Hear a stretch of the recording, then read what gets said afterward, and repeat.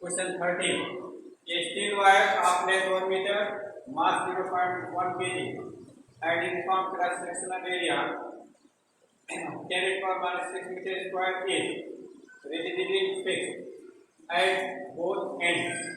The temperature of the wire is lowered by 20 degrees centigrade. ठीक है?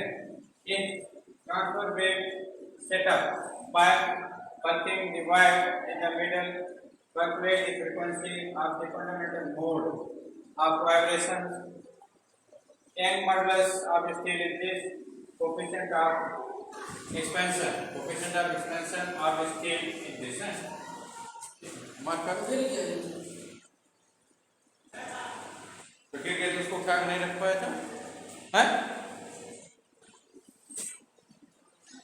कहाँ गए?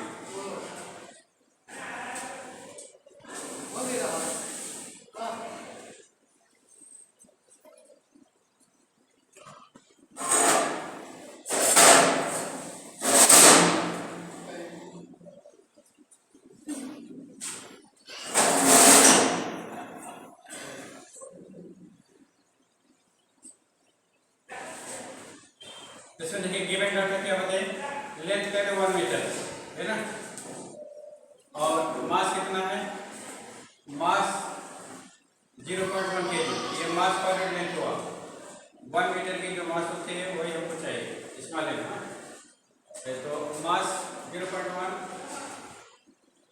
kg मीटर मास ठीक है पर मीटर मास है cross sectional area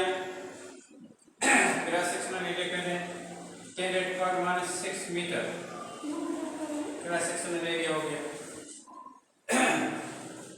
square fix at both ends temperature lower by माने डेल्टा T कूलिंग कितना होगा ये 20 degree centigrade if transfer waves are set up by punching the wire in the middle तो आपको क्या करना frequency you have to find और n modulus कह दिया है ये modulus equal to 10 to the power 11 newton metre minus ये मॉडुलस हो गया ठीक है और क्या दिया है लीनियर थर्मल एक्सपेंशन अल्फा की वैल्यू क्या है 1.21 into 10 to the power minus 5 पर डिग्री सेंटीग्रेड ये लीनियर थर्मल एक्सपेंशन होगा ठीक है ये तो आपको क्या निकालना है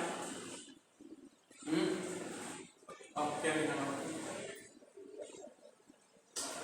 स्पीड ऑफ फ्रीक्वेंसी निकालना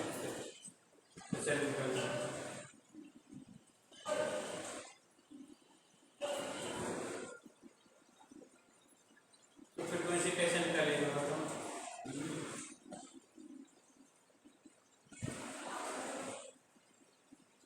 जैसे वायर है कुछ tight between two rigid support ना इसको बीच में क्या कर रहे हैं guarantee plug in middle the wire को थोड़ा सा नीचे पुश कर दीजिएगा then transfer waves sorry stationary wave is part between the two rigid support yes or yes ना if wire vibrate in one mode then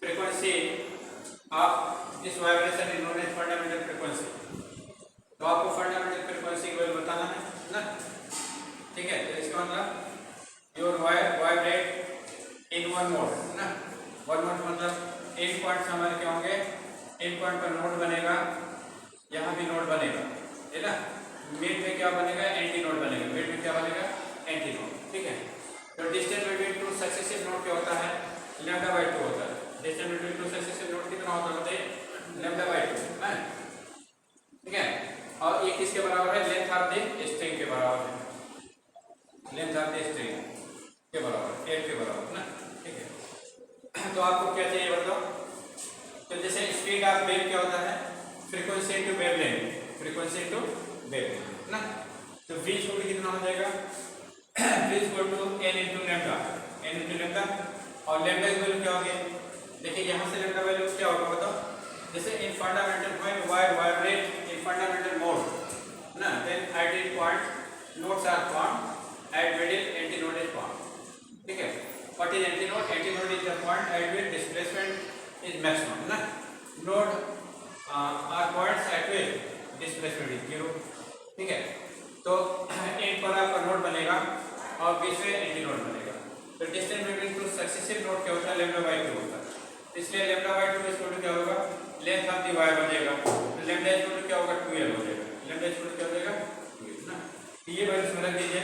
तो 20 इक्वल टू कितना हो जाएगा? 20 इक्वल टू हो जाएगा n into 2l, n into 2l. ठीक है ना. अब आपको क्या चाहिए? अब आपको चाहिए v अननोन है ना. तो n इक्वल टू हो जाएगा हमारा b upon 1 upon 2l into v हो जाएगा. तो b की वैल्यू निकाल लीजिए. तो v कितना होगा बताओ? तो speed of transfer wave in state string कितना होता है? अभी आपने लिखा था square root t by m. इसके पहले वाले क्वेश्चन में क्या लिखा था बताओ? Speed of transfer wave in state string equal to square root t by m होता है ना. तो t बाई m लिख दिया मैंने. इस टाइप से फंडामेंटल फ्रीक्वेंसी के लिए आपका इक्वेशन में लिखा है. ठीक है. तो इसमें l आपको पता है, l की value length of the wire है. ठीक है. लेंथ ऑफ द वायर आपको पता है, distance between two rigid support के बराबर. अब इसमें स्मॉल m भी पता है आपको ना, l भी पता है. आपको क्या नहीं पता? टेंशन नहीं पता है ना. तो आपने लिखा था भाई rod is clamped between two rigid support. ठीक है. having n modulus y, coefficient of linear thermal expansion alpha and cross sectional area a. Then tension generated in the wire on cooling by temperature delta T is given by equation y अथवा a delta T. when a rod of n modulus y, coefficient of linear thermal expansion alpha, cross sectional area a is cooled by temperature delta T, then tension generated in the rod is given by this equation. ये आपने लिखा था. इस type से सब चीज हमारा काम हो गया. अब t की वैल्यू इसमें रख देते हैं. तो यानी इक्वल टू कितना हो जाएगा? n इक्वल टू हो जाएगा square root of t, that is t equal to 1 upon 2l ना. और t की वैल्यू क्या है? y into alpha into a into delta t upon m. ठीक है.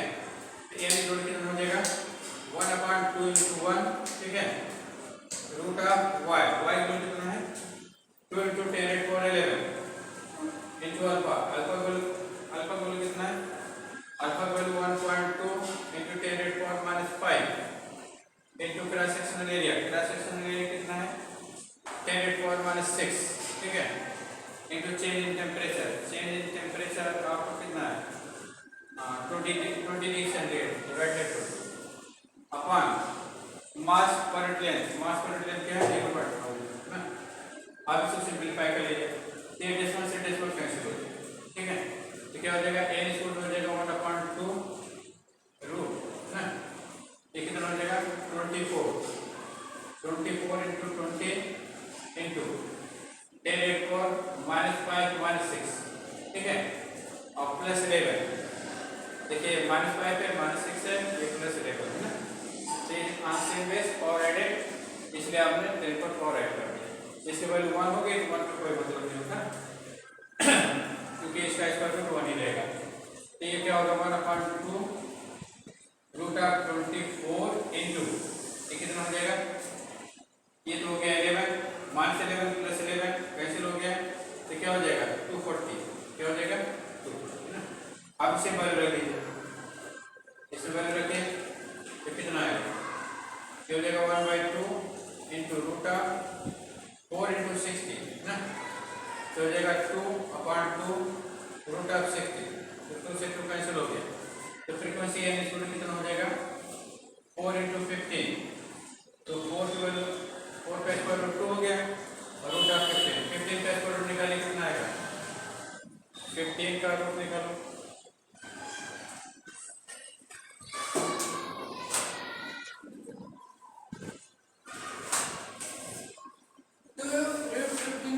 ओनली रूट 15 निकालो.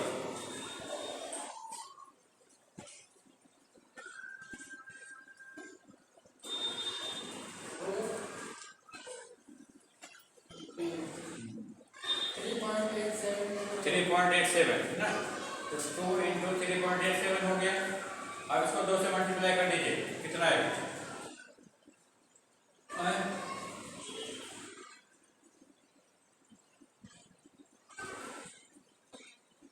8 हर्ट्ज हो जाएगा। कितना हो जाएगा फ्रीक्वेंसी?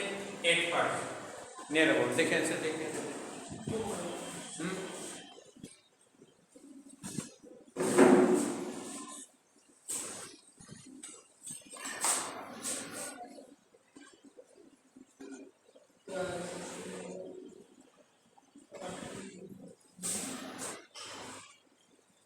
एक हट जा रहा है, कितना आ रहा है? 11 सर्किल। हैं? 11 सर्किल। क्या? 11 सर्किल। 11 हर्ट्ज होगा।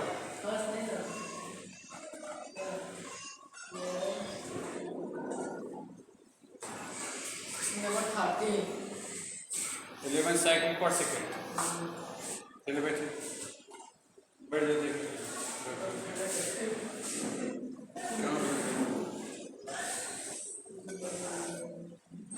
1.21 कहीं पर है? 1.21 तो कहीं लिखा नहीं तुमने, हैं? वो लिखे 1.21 नीचे। ये हाँ तो 1.21 यहाँ निकल के रही, यहाँ पर हमने 1.2 लिखा है, तो 1.21 ये वो और कहाँ पर है? 1.21 है। तो ये डेसिमल हटा दीजिए, डेसिमल हटाइएगा, ये डेसिमल हटाएगा तो 0 हो गया, ये 2 डेसिमल हटाएगा तो -2 हो जाएगा, हैं? ठीक है, तो कितना हो जाएगा? ये हो जाएगा आपका 100।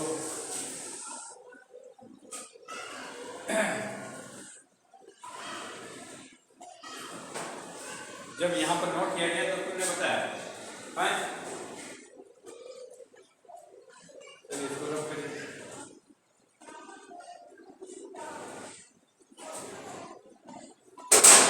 ये वैल्यू कितनी हो जाएगी? मतलब ये हो जाएगा 1/2 रूट 2 × 4 हो जाएगा, 400 हो गया ना, इंटू 121 हो जाएगा, इंटू 121 इंटू ये 2 × 200 400 हुआ, 121 से हो गया, और 10⁻⁻7 हो जाएगा, है ना, 10⁻⁻7 और +2 -6, ठीक है, -7 +2 -6 है, और ये -7 होगा, और +2 ये देगा, -6 ये देगा, और +11 ये देगा। तो देखिए, तो 400 का स्क्वायर रूट क्या होगा? 20 हो जाएगा, 121 का 11 हो जाएगा /2 इंटू और मैंने ये 13 हो गया, ये 13 हो गया ना, देखिए 13 और 11 to 13 -7 -6 आपका 30, तो 10 8 और 0, है ना, ठीक है।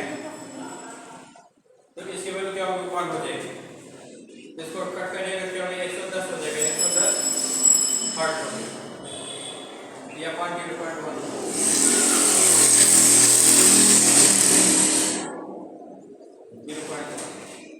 ये 20 का और है इसका, और यहाँ से जो है 5 का और 5 का ये, और -7 हो गया, -6 ऑलरेडी है, ये तुम्हारे पास 13 हो गया, और तो +2 ये दे रहा, +2 दे रहा है ना, ये तो 4 हो, इसका तो यहाँ हमने ले लिया, ये 2 आएगा, 2 आएगा, दे देना चाहिए। इस ऐसे फ्रीक्वेंसी कितनी होगी?